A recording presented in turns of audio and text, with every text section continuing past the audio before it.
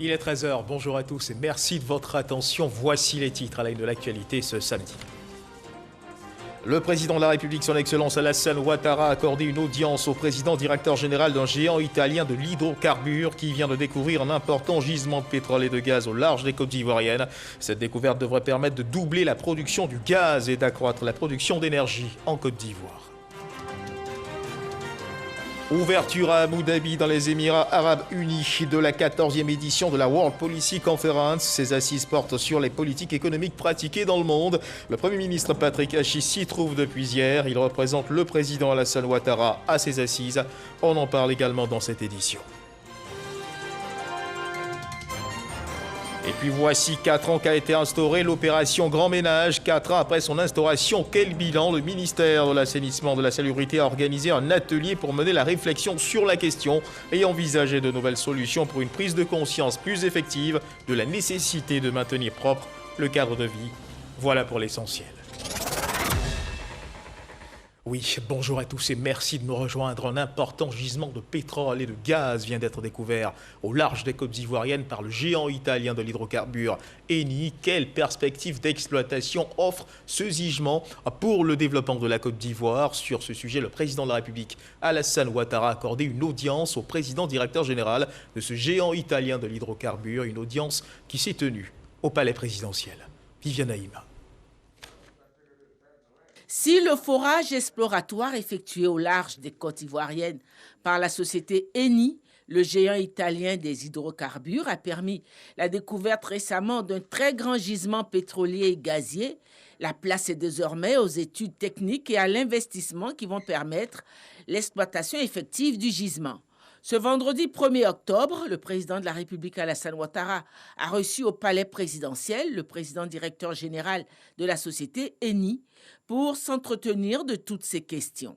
Ces échanges ont fait ressortir le formidable impact que cette exploitation pétrolière et gazière pourrait avoir sur le développement du secteur pétrolier en Côte d'Ivoire. On a parlé de développer une façon efficace et rapide pour pouvoir porter des retours matériels au pays.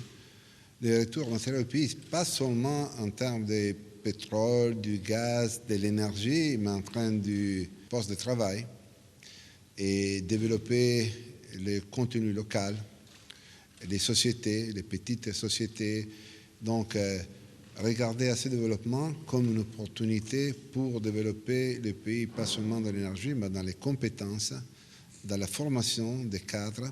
On a parlé aussi de développer ces gisements en réduisant les émissions de CO2. Notre but, c'est d'avoir un projet qui, à la fin, va produire du pétrole et du gaz sans émissions primaires. Et aussi avoir la possibilité de lier à ces projets le développement de l'énergie solaire et la conservation des forêts primaires et secondaires. Les réserves de l'important gisement pétrolier et gazier découvert au large des côtes ivoiriennes sont estimées entre 1,5 et 2 milliards de barils de pétrole brut et entre 1800 et 2400 milliards pieds cubes en volume de gaz naturel. Et deuxième titre de l'actualité, depuis hier vendredi, le chef du gouvernement Patrick Hachi est à Abu Dhabi, dans les Émirats Arabes Unis, où il représente le président de la République Alassane Ouattara à la 14e édition de la World Policy Conference. Ces assises portent sur les politiques économiques pratiquées dans le monde, notamment ou celles engagées au lendemain de la pandémie à coronavirus. Elles se tiennent du 1er au 3 octobre 2021. Avant de prendre part à l'ouverture officielle de ces assises, le chef du gouvernement, Patrick Hachi, a été reçu par le frère du prince héritier, Alexis Ouedraogo, depuis Abu Dhabi. Abu Dhabi, dans les Émirats Arabes Unis, accueille sur 3 jours la World Policy Conference. La rencontre réunit depuis 14 ans des personnalités de haut niveau des 5 continents à la recherche de développement optimisé pour les États. Et c'est le Premier ministre Patrick Hachi qui représente le chef de l'État Alassane Ouattara. Arrivé en début de journée, ce vendredi, il a été reçu par le prince abou-dhabien avant la cérémonie officielle d'ouverture. Souhaitant la bienvenue, le ministre abou-dhabien de la tolérance et de la coexistence explique que les Émirats sont aujourd'hui modèles de réussite par la force de la sagesse des dirigeants. Ce sera notre sagesse qui nous permettra la coopération, la créativité, la compréhension et le soutien mutuel qui nous permettra de faire face aux défis que pose la pandémie de Covid-19. Thierry de Montbrial, fondateur de la conférence, revient lui sur les conséquences de la Covid-19 qui obligent aujourd'hui une action commune des États. À sa suite, plusieurs interventions rappellent la nécessité d'intensifier la coopération, d'accorder une place de choix au dialogue, de privilégier la solidarité face aux maux tels que le réchauffement climatique, la lutte contre la faim dans le monde, les cyberattaques. Aucune institution, aucun leader à lui seul ne pourrait affronter les problèmes majeurs sans la collaboration des autres instances. Nous avons vraiment besoin l'un de l'autre. Nous sommes appelés à jeter des ponts, à travailler ensemble. Face au monde, Patrick Achi, au nom du chef de l'État, porte la voix du continent africain. En quelques mois, la pandémie a en effet interrompu une dynamique de croissance qui s'était installée depuis plus d'un quart de siècle, désorganisé les chaînes de valeur et provoqué une recrudescence profonde des inégalités. L'Afrique ne dispose pas aujourd'hui des armes nécessaires pour triompher seule. Certes, beaucoup a été fait. Suspension du service de la dette par le G20 pour certains pays, aide financière exceptionnelle du Fonds monétaire international et de la Banque mondiale, ou programme COVAX pour la vaccination. Mais cela sera-t-il réellement suffisant? Nous ne le pensons pas. Et face à ce tableau, des solutions résumées en 3 points. La première transformation, mesdames et messieurs, est celle du financement de nos économies. Il faut donc à tout prix mettre et permettre aux pays africains d'accéder à des ressources de grande ampleur et à faible coût, pour leur permettre d'investir dans les secteurs sociaux et les infrastructures. C'est pourquoi l'enjeu actuel autour des DTS du Fonds monétaire international, porté par le sommet de Paris, est fondamental. La seconde transformation vise à faire du développement du secteur privé une priorité absolue, une urgence nationale.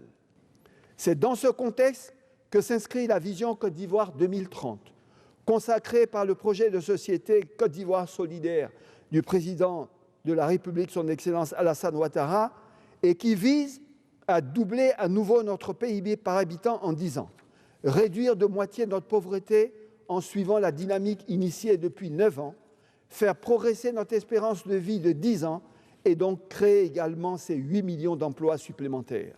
Les 2 premières transformations précitées ne pourront advenir sans la réalisation concomitante d'une 3e transformation fondamentale, celle de l'adaptation rapide de notre administration et de notre gouvernance. Autre défi, celui de la vaccination des populations. Il faudra faire plus et plus vite, au risque de voir apparaître et se diffuser de nouveaux variants pouvant conduire in fine à un échappement vaccinal préjudiciable pour tous. La World Policy Conference est une initiative de l'IFRI, l'Institut français des relations internationales. Elle est classée ces 3 dernières années dans le trio de tête des think tanks les plus influents au monde. Voilà, la Covid-19 qui n'a épargné aucune économie, obligeant les pays à développer des systèmes de valeurs pour tenir. Comment évolue cette maladie en Côte d'Ivoire? À suivre l'évolution de cette maladie dans notre pays.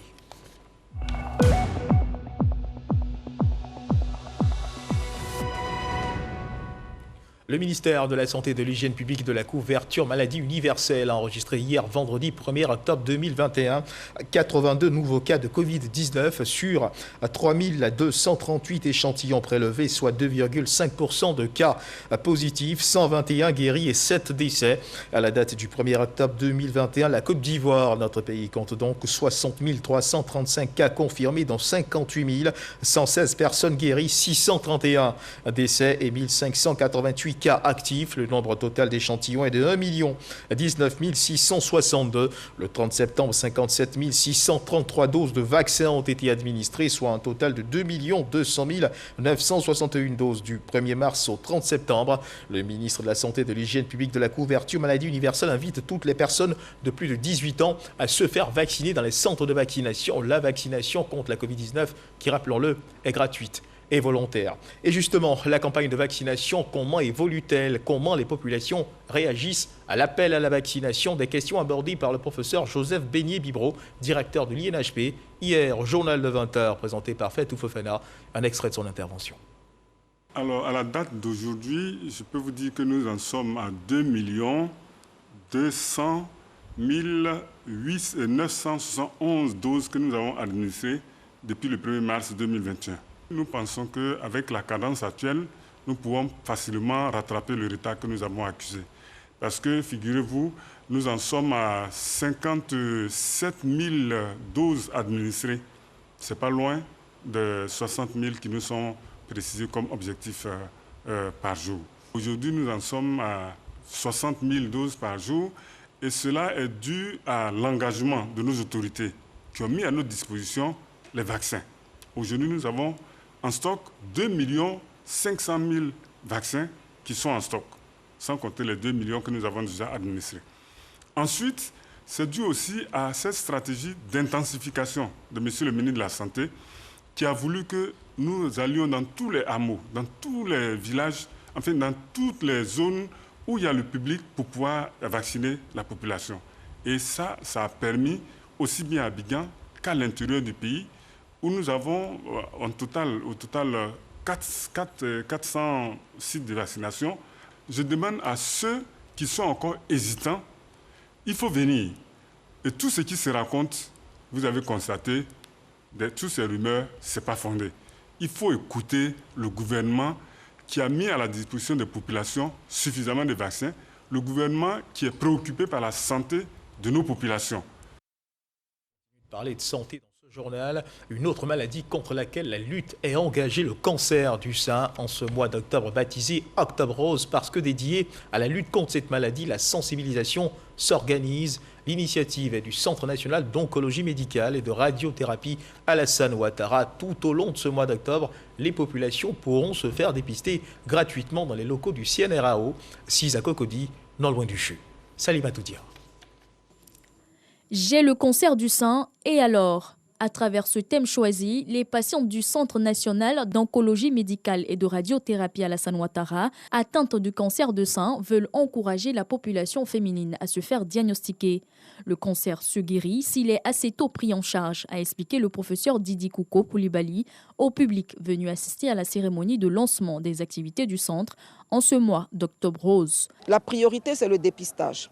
Donc nous, à partir du 1er octobre jusqu'au 31 octobre, toute femme qui voudra faire son dépistage, qui va venir ici, les consultations sont gratuites au lieu de 8 000 francs. En termes de sensibilisation également, on a jeudi, à la demande des patientes suivies au centre, une conférence grand public en ligne à partir de la page Facebook du centre. Le gouvernement se tient aux côtés des populations pour faciliter l'accessibilité aux diagnostics et traitements. Le ministre de la Santé a invité à une synergie d'action pour la lutte contre le cancer.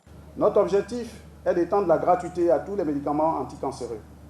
Nous avons le devoir de vaincre le cancer et dire aux autres, à tous ceux qui nous entendent, que le cancer n'est pas une fatalité en Côte d'Ivoire, mais plutôt une maladie chronique avec laquelle une vie sociale correcte est possible.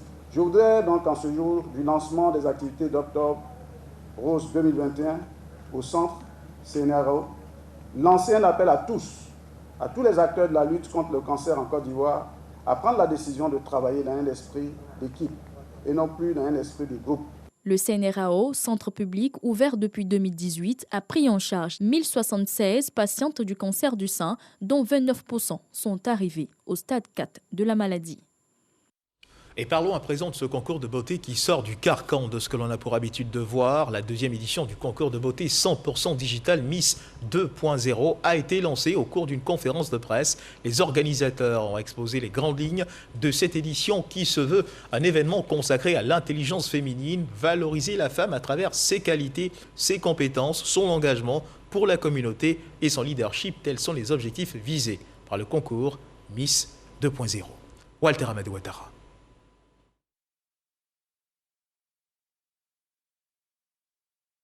Miss 2.0 est à sa deuxième édition. Avant la grande finale de cette année, prévue pour le 19 décembre prochain, les organisateurs font le point de 2020. Ils annoncent les critères et la date des inscriptions. Miss 2.0, c'est un événement qui a mobilisé 1 500 000 Ivoiriens en 2020. Alors, les conditions de participation, il faut avoir entre 20 et 30 ans, être titulaire du baccalauréat, être de nationalité ivoirienne, résider en Côte d'Ivoire, de bonne moralité, bien entendu, et avoir un projet à caractère social. Avoir en tout cas un impact autour de soi. Et nous avons eu 1200 participantes en 2020. Cette année, nous attendons entre 3 et 5 000 candidates. Donc, on s'inscrit sur une plateforme, la participation est gratuite. Ce concours Miss 2.0 va devenir un pilier structurant de l'éducation numérique dans notre pays. Les participantes s'affronteront lors des challenges vidéo soumis au public à travers un voting en ligne et par SMS. 10 finalistes seront coachés pendant 2 semaines. Leur mission, défendre un projet social devant un jury. Ces informations ont été partagées avec l'assistance à Cocody lors de la cérémonie de lancement de la deuxième édition. Invitée, la lauréate de la première édition est revenue sur l'impact du concours. Grâce à ce concours-là, j'ai pu lancer un projet, le Centre Marée de Lumière, qui vise à former des jeunes filles au métier du digital. Et c'est le projet que j'ai eu à présenter pendant la compétition. 100% digital, Miss 2.0 veut valoriser l'engagement social et le leadership féminin. La future élue sera donc une ambassadrice auprès de la jeunesse. Sa récompense se résume essentiellement à une bourse d'études, une voiture et un chèque d'une valeur de 15 millions de francs CFA. Un concours qui célèbre la beauté de l'intelligence, l'opération Grand Ménage. Vous en avez certainement déjà entendu parler. Voici 4 ans qu'elle a été instaurée, c'était en mars 2017 pour être plus précis. Une opération qui se donne pour objectif de nettoyer les rues des communes et villes de Côte d'Ivoire. 4 ans après son instauration, quel bilan? Le ministère de l'Assainissement et de la Salubrité a organisé un atelier pour mener la réflexion et envisager de nouvelles solutions pour une prise de conscience plus effective de la nécessité de maintenir propre le cadre de vie. On en parle avec Jean-Marc Djadji. Commune de Cocody, des rues débarrassées des ordures, des sacs et des fûts poubelles disposés par endroits. Un décor visible dans plusieurs communes du district d'Abidjan et dans certaines villes de l'intérieur du pays. Un environnement sain grâce à l'opération Grand Ménage initiée en mars 2017 par le gouvernement. 4 ans après, un atelier initié par le ministère de l'Assainissement et de la Salubrité dresse le bilan de l'opération. On a fait des opérations dans beaucoup de communes, beaucoup de quartiers. Moi, j'étais il n'y a pas très longtemps à Anono, qui a accueilli la première édition de l'opération Grand Ménage, en présence de la Première Dame et beaucoup de membres du gouvernement. Vous repartez 4 ans après, on ne sait même pas qu'il y a eu une opération Grand Ménage là-bas.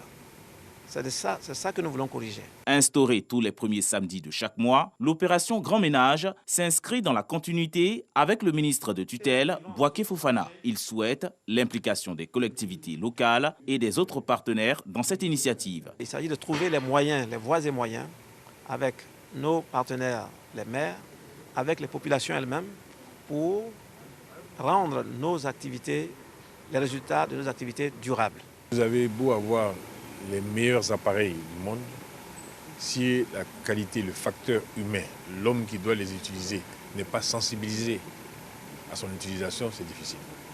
Donc nous, notre côté, comme a dit le ministre, nous devons sensibiliser nos populations. Consolidation, renforcement et pérennisation des acquis, les experts proposent des pistes de solutions pour la mobilisation des fonds. L'opération Grand Ménage totalise à ce jour 45 éditions. Portent désormais leurs épaulettes et en sont fiers. 241 élèves officiers de l'Académie régionale des sciences et techniques de la mer ont reçu leurs épaulettes. Ils sont issus de la 32e promotion de cette école. Le ministre de la Promotion de la Jeunesse, de l'Insertion professionnelle et du Service civique, Mamadou Touré, a pris part aux festivités. Via l'agence Emploi Jeunes, 500 jeunes apprentis formés au sein de l'Académie ont effectué également leur sortie. Lanciné Bakayoko. 241 élèves officiers de la marine marchande sur les quais, prêts à prendre le large. Ils ont reçu les épaulettes, signe de leur capacité à affronter l'océan et ses vagues. Ces élèves en fin de cycle, parmi lesquels 50 filles, ont été formés aux métiers maritimes, portuaires et industriels, ainsi qu'aux questions de sécurité en mer.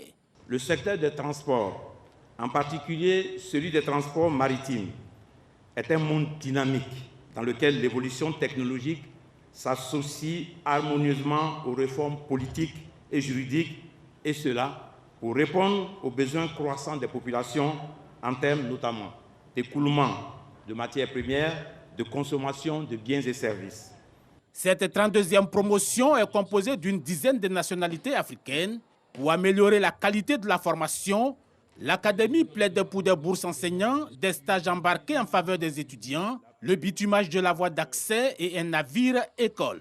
Je veux vous rassurer que j'ai pris bonne note des préoccupations évoquées, à savoir l'appui auprès des armateurs pour l'obtention de stages embarqués au bénéfice des élèves des filières navigantes, l'appui pour l'insertion socio-professionnelle de mes filleuls, le bitumage de la route menant à l'Académie.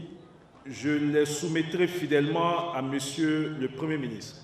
Cette sortie d'élèves officiers a aussi été marquée par la remise d'attestations à 500 jeunes apprentis formés durant 6 mois dans le cadre d'une convention entre l'Agence Emploi Jeunes et l'Académie régionale des sciences et techniques de la mer.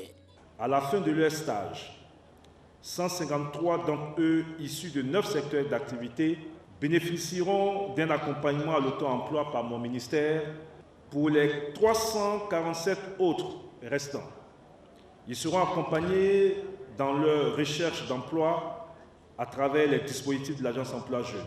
Au regard des résultats positifs obtenus dans le cadre de cette coopération avec l'Académie, le gouvernement annonce pour la mi-octobre un nouveau recrutement de 1000 jeunes à former dans 20 métiers. Reportage signé Lanciné Bakayoko. Et puis, mesdames et messieurs, sachez également qu'une mission du ministère de l'Éducation nationale du Sénégal séjourne actuellement en terre ivoirienne. Le Sénégal veut s'inspirer de la vieille tradition de promotion des lycées scientifiques et d'écoles d'excellence en Côte d'Ivoire. Première étape, Yamoussoukro avec le lycée scientifique et bien entendu l'INPHB. Kader Sokotogo. Ils sont venus du Sénégal à la découverte du lycée scientifique et des écoles d'excellence ivoiriens. Comment recrute-t-on les élèves et les enseignants? Qu'en est-il du système d'internat? En clair, ce modèle ivoirien inspire le Sénégal. Aujourd'hui, nous avons établi un pont avec le Sénégal. Et aujourd'hui, l'équipe sénégalaise est là pour venir s'imprégner aussi de la marche du lycée scientifique de Côte d'Ivoire. Et nous sommes là dans ce cadre, dans ce beau lycée qu'a laissé le président Houphouët-Boigny. Nous venons de finir une séance de travail. Il voudrait comprendre le mode de fonctionnement, le matériel qui a été mis en place ici pour la réussite de nos élèves, le parcours de nos élèves et tout ce qui se fait ici. Une visite au lycée scientifique et des échanges avec les responsables de cette prestigieuse école achèvent de convaincre la mission de reproduire la même chose au Sénégal. Nous avons commencé la même expérience, mais pour aller un peu dans le cadre de plus de lycées scientifiques au Sénégal, il fallait venir voir comment ils se sont pris, quelles sont les difficultés, quelles sont les opportunités qui se sont offertes pour nous permettre d'aller plus vite et mieux. Aujourd'hui, on a tiré beaucoup de choses de cette rencontre.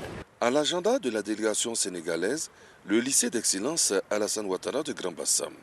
La mission est répartie de Yamoussoukro, plus que satisfaite après un détour à l'Institut national polytechnique Félix Houphouët-Boigny. Avez-vous déjà reçu votre carte nationale d'identité?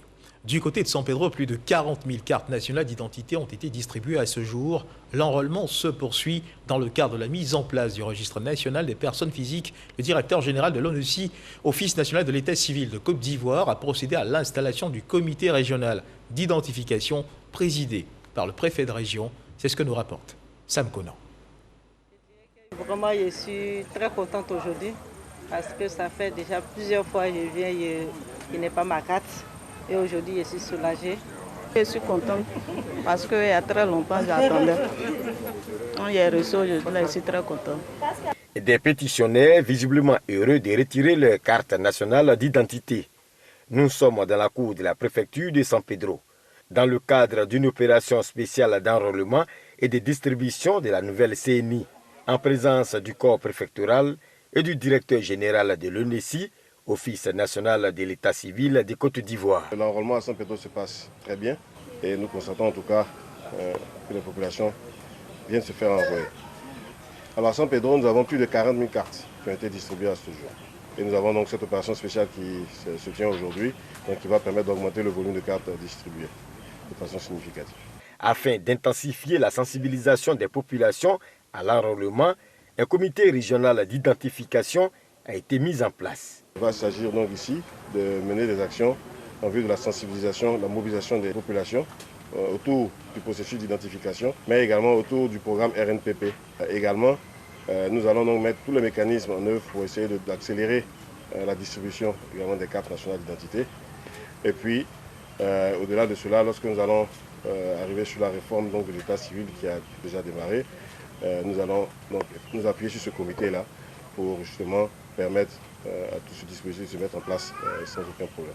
Déjà, nous avons commencé à travailler et les populations sont en train de retirer les cartes d'identité. Nous allons continuer à sensibiliser, continuer à informer les populations pour qu'elles viennent prendre leurs papiers. L'état d'avancement du RNPP, Registre national des personnes physiques, a été présenté à l'occasion. On note que progressivement, le processus se met en place.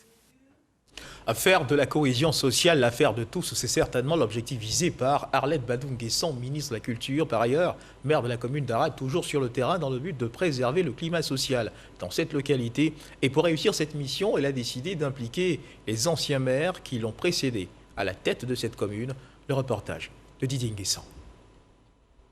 Kwame Ouakwame, Boadou Ouabouadou et Tano Kwaku, tous les trois anciens maires de la commune d'Ara, sont élevés au rang de maire honoraire, suite décision de l'actuel conseil municipal dirigé par Arlette Badou-Nguessan. Le développement local et la question de la cohésion sociale étant l'affaire de tous, la maire a jugé judicieux de faire appel à l'expérience de ses prédécesseurs. La reconnaissance est une valeur sacrée. Nous sommes sur les sillons de ce que les dévanciers ont tracé. Il était tout à fait normal de leur reconnaître ce qu'ils ont pu apporter à cette grande ville. Toutes ces équipes qui sont passées à la tête de la commune étaient de différentes obédiences. Au-delà des considérations politiques et religieuses, nous formons une famille et la famille reste toujours soudée pour son développement, pour son mieux-être. Les ex-maires et leurs conseillers municipaux travailleront désormais en synergie avec l'équipe actuelle. Cet exemple de solidarité et de cohésion venant des premiers responsables de la commune est fort apprécié des populations d'Ara, résolument tournées vers le développement de leur commune. Érigée en commune en 1985, Ara compte 65 000 habitants selon le dernier recensement de 2014.